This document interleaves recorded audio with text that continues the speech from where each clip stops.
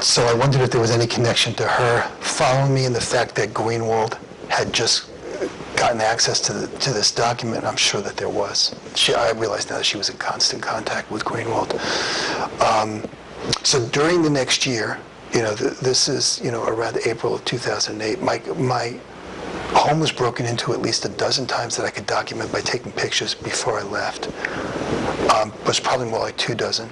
I was also followed by car or on foot dozens of times. Detailed information about all those are on the complete document. Again, I'm going to try to attach it to this with this video. But for the purpose of this, I'm just going to give the dates and break-ins of a few things. After the 28th break-in, my apartment was broken into again on May 15th, May 27th, and June 6th. Again, I didn't call the police after each break-in because I was afraid that they would do something to harm me, especially discredit me with the management of my apartment complex. But to protect myself, I filed a report online with the DPD after the break-in on June 6th. I gave a complete background history of all the break-ins and how I knew the apartment was broken into and the number of times I had changed the lock on my door.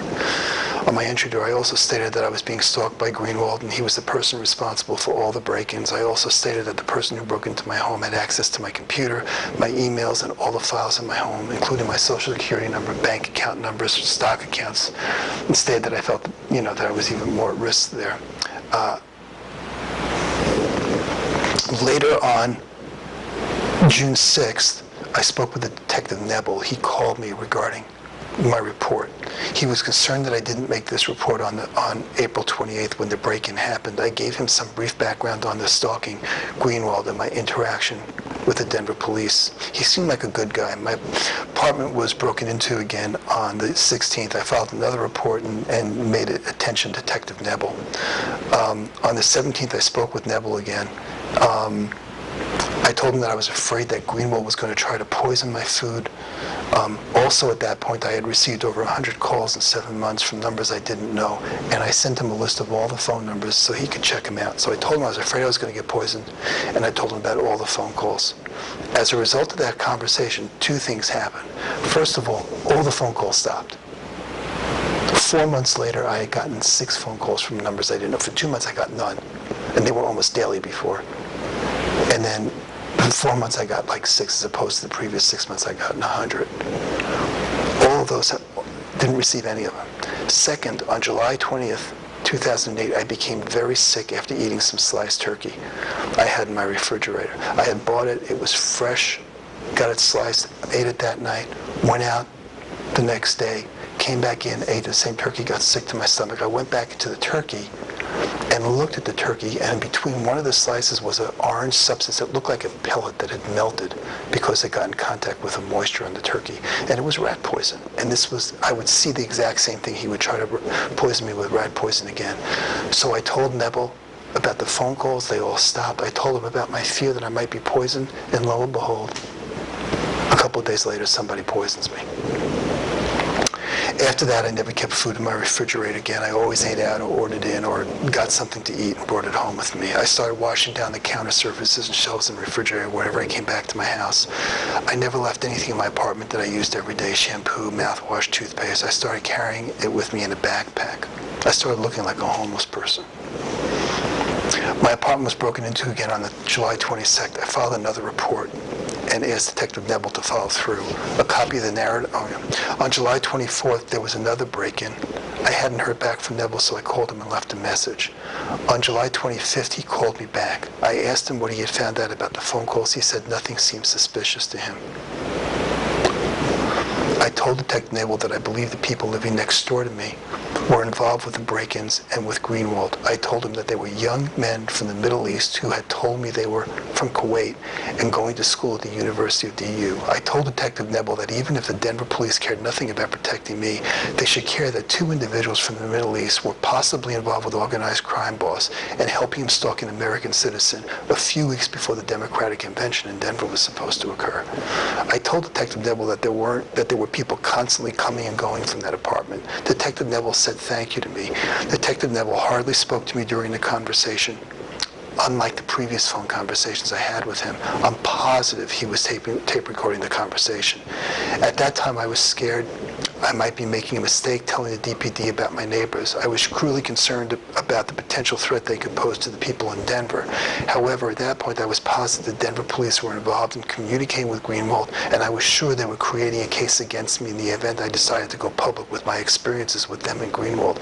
I wasn't sure if they would try to say that I was somehow involved with Greenwald or these people from the Middle East. My apartment was broken into again on the 27th, the 31st, and on the 1st of August. On the 10th, I left my apartment, but before I left, I put a handle on the wood floor. I actually put it on the floor about an hour before I left and watched it to make sure it wouldn't move. It was on a wood floor, and I put it in a specific area. I knew exactly where it was. I snuck out of the door without touching the ball, closed the door. The apartment that was with the Middle East guys was to my left. And the elevators were right in front of my apartment. I walked down to the right to the end of the hall where they couldn't see me. There was a staircase, walked down the staircase, back to the elevators on the 14th floor, and went down to the second floor where there was a laundry area down there.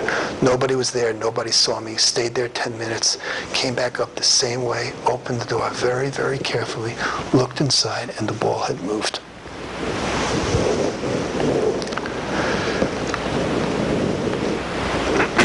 There were many other break-ins into my apartment during August, which I didn't document. Also, there was a person who lived in the other building in my complex that constantly followed me on the property. He was about 6'2", slim, dark hair, white, looked like he was, late 20s, early 30s. He drove a BMW X5.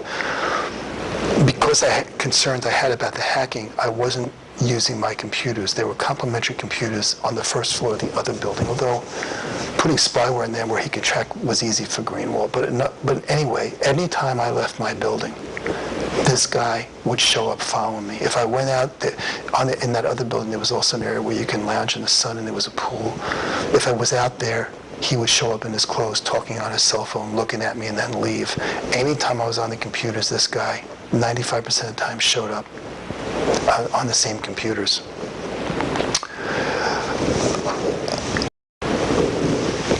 Just one more note about the people next door to me. They were gone from September 2nd to September 9th. And later, when they returned on the 9th, while they were away, my apartment hadn't been broken into. When they got back later that day on the 9th, my apartment got broken into again.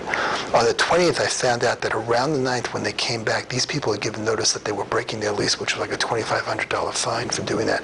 I spoke with someone that worked in the complex, and he said he was very glad to hear that they were moving. I tried to question him why he was glad, but he was hesitant for me to talk about it.